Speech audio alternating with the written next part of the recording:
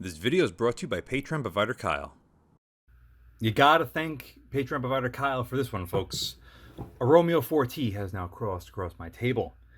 He said to me, "See, what's your queue like?" Because I have literally a gigantic PDF of about 15 to 20 names, with each person giving at least one optic, as many as 3 that are like, "Hey, we want to give this stuff to you. When can we give it to you? When can we give it to you? When do we? When?" It's like every single day I get bombarded with that question, and the answer is usually the same. I'll let you guys know because I have so much stuff going on. It's really hard to get through all of the stuff that I have going on. If you're on my Patreon or if you were on my Subscribestar, you'd see that I have literally a gigantic table full of stuff I have to review, and it's extremely overwhelming at times, especially when you have a full-time job, you're reworking your apartment for your kid that's coming in 4 months, and just like everything that can go wrong has been going wrong. So Kyle basically said, "You know what? I'm sending you this stuff. Get to it when you get to it." And as a result, he sort of skipped the line a little bit. But can you blame him? That was a pretty baller move, and I appreciate you, Kyle, tremendously. And it's typical SIG. Beautiful box. All the features you're going to need to know right there on the side, and the back, and the other side, and the bottom, and the top. Just throw this in the air, get hit in the face, and you're going to get some information. Cool optic. Lots of cool reticle options. This thing comes in at about 420 bucks or so. And is it worth it? We're here to find that question out. It does claim on the bottom, as you can see, a CR2032 battery, up to 100,000 hours of runtime with the solar panel technology, basically double what Hollison claims, but who knows what brightness setting that's at, who knows what reticle shape that's at. I'm pretty sure if you go with a standard 2 MOA dot like that versus this thing, it's going to take a lot less energy. So the devil's in the details, folks. This 100,000 hours, oh, it sounds great. Is it for that at its minimum or that at its maximum? God, it's a great question, right? As for everything else, boom, cool. 12 illumination settings, 2 of which are night vision, but Hopflopile, god damn, I can't ever pronounce his name right. Another great YouTuber. Him and I have been getting along a lot lately. We've been bouncing things back off one another.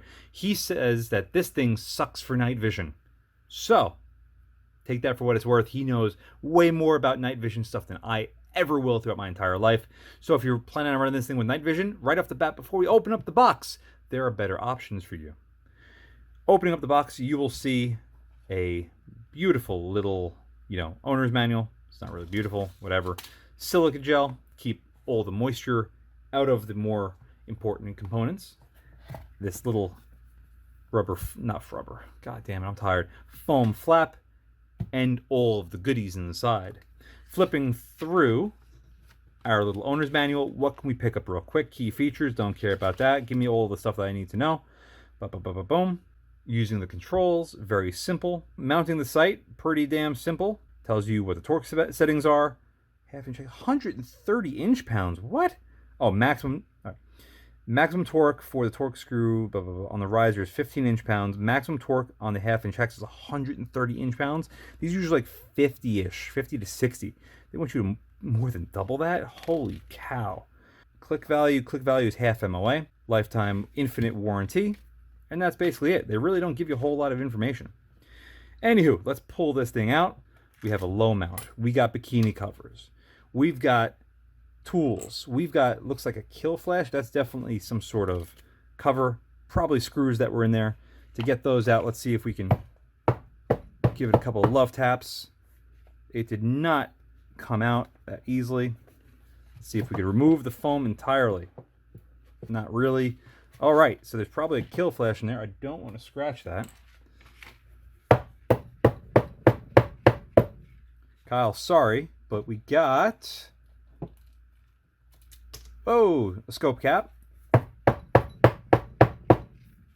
And probably a kill flash. Hold on. I don't like doing this. All right, kill flash is staying inside there, folks. Not going to remove that and damage it. We have, as you can see, a non-see-through scope cap. Very nice. Bikini caps, also very nice. A little cleaning cloth. Don't know what was in here, but I could assure you it had something to do with these Clear flip down caps. Caps galore. These are removable to some degree. These will pop off the back, as you can see. However, it looks like this is still, oh, that's one complete unit. Okay, never mind. Oh, this is where you can fine tune that. Gotcha. In case you wanted these to pop up or to the side. We have a low mount included and a, as you saw earlier, a higher mount with a spacer, so you could set this up for any sort of co-witnessing that you would like from this thing. Overall weight so far doesn't seem too bad. Throwing it on the scales, with the high, with spacer, 7.6 ounces. Let me get something to compare that to.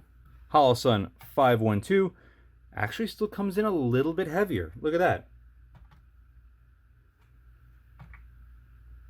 Almost a full ounce heavier, and you have parts that you can remove from this to make it lighter. Huh. Interesting. Move that off to the side. What do we got? Well, as you can see, we have this really nice lower base, which this one has a 1/2 inch hex, which I can understand, but the short one doesn't. Again, I could also understand because, you know, size and weight restrictions. Let me pull this out so we could take a better look at this. So if you want to run this on a lower mount or on a lower optic, Jesus Christ, on a lower gun, something that's not an AR, that's what I meant. You have the low mount. 2 nice blocks machine there. Nice steel claw. Very small. Look at the little footprint claws over here. Not full length, which is kind of odd. Not full length on the other side either. But let's get this up on a pick rail and see how it at least feels. Something tells me it's going to feel pretty good. Very good. Very little play, which is what I like. You still have to have some sort of play in here to accommodate for sometimes you might go on a weaver or a pick. Sometimes not all picks are too spec, and or heat. As let's say your rail gets really hot on top of the gun, on top upper receiver, it might swell and might lock up on this and mar it together. So nice to see that that's at least as tight as it could basically go. As far as the high mount, you can see we have slightly larger claws on both sides, but a little bit more play on top. It doesn't really matter. You have 2 nice deep blocks on there with the cross post in the middle and 2 nice claws on both sides. This thing ain't gonna go nowhere, especially if you torque it down to the 130 inch-pounds maximum that they claim. I'd probably run this to about 50 or 60, push it all the way forward and locked up. As far as this thing as a whole, like I said, already fairly lightweight and can be much lighter if we remove this. Which, you know what? Let's go ahead and find out exactly what it would weigh if we remove this. Alrighty, all 4 screws are loosened up. You can see the lower base comes off. These are longer screws to accommodate this extra spacer. And then we have this little guy. Oh, look at that. It's assembled in the US. Doesn't mean that the components are made in the US, just that it's assembled in the US. And that could be because of a military contract kind of thing. You know the whole lot. It just happens. But it's cool to see that this thing is assembled in the US. So your $420-ish dollars is at least going to hopefully some Americans that are going to be feeding their families and, you know, building you your optics. This thing now feels a lot lighter. So throwing up the scale again, you can see it off in the corner. Cool. It was what, 7.6 earlier? Now we're at 4 ounces. Then with the low and the screws. The screws are just registering. Not really. There we go. 5.1 ounces is extremely lightweight for what this thing offers. That's a lot. Solar panel, standard CR2032 battery in case you need to replace it on the fly. Let's, in fact, look at that first. Good compartment. Nice claws on the side. Batteries held in there very, very well. Good little compartment inside there. Those 3 fingers are going to give you positive pressure. We have a big juicy O-ring over there. Juicy. Very easy to spot and see. However, just because it's bigger doesn't mean it's always going to be better. It could also mean that could rip easier, get caught on stuff, and then fall off. Big SIG engraved rubber pad on the middle of the battery compartment to give you positive pressure against the battery. Good knurling on here. We don't need to use the coin slot to tighten this. But if you have to use it to loosen it, it's there. That's fantastic. As far as the flip-up caps, I could have removed those and saved even more weight, so this thing could be probably under 5 ounces with a low mount, which is awesome. As far as the flip-up caps, they're really well made. I'm assuming they're made by SIG or someone of the like, but they fit really, really well.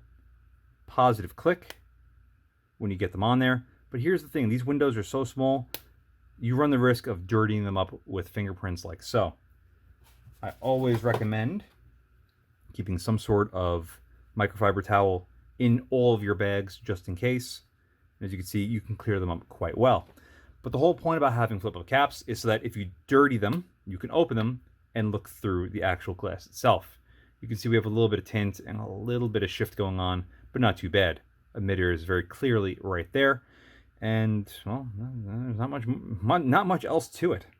Oh, as far as the red tinting on the front, you can see it's visible, and it is pretty red.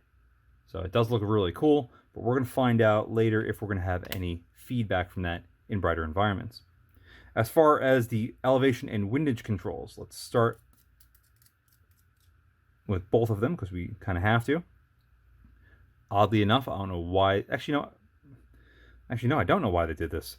One's a female, one's a male, and you could use them to remove each other, one or the other. So if one of them is locked, you could remove it easier. But guess what? You have to remove the male one if you don't have another screwdriver to adjust this. Now, it does say up, it does say right. We know that each click is a half MOA, but do we feel and hear them?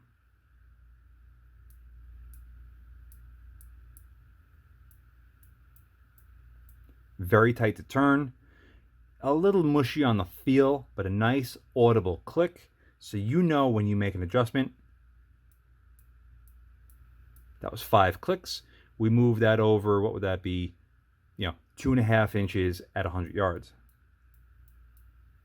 Fantastic. As far as the solar panel, I will test to see if this will work without a battery, but for right now, it's right there on top. It's not obtrusive. Looks like it's not going to get broken or anything like that. As far as the buttons on the side, positive, negative, very easy to see. Very positive click. They feel nice and solid. Overall, this thing feels really, really good. Like a Romeo 5, but better. But also 4 times the cost. But you might want some of the features that this thing offers, whether it be the night vision mode, which probably isn't going to be ideal compared to some other options. But maybe you like the fact that you can go from a single dot reticle to a very complicated, over-the-top reticle. We're going to be checking that out soon. Maybe you want this thing to have a solar panel. Maybe you want it to be assembled in the US as opposed to the Holosuns, which are all made in China. There's a lot of things going for this thing. Maybe this is exactly what you're looking for. And with that, let's find out if this thing really is for you or not. Holy dark blue tint, Batman. This thing is seriously tinted. I'm not joking, it's about on par with the Trijicon MRO, and that thing was notorious. One thing you're going to immediately note is that when the brightness is a little bit too bright for its surrounding, you're going to get that bright ring around it. And guess what? Whether it's closer to your eye or farther from your eye, you're still going to see it. It's apparent, it's big, it's nasty, but it is what it is.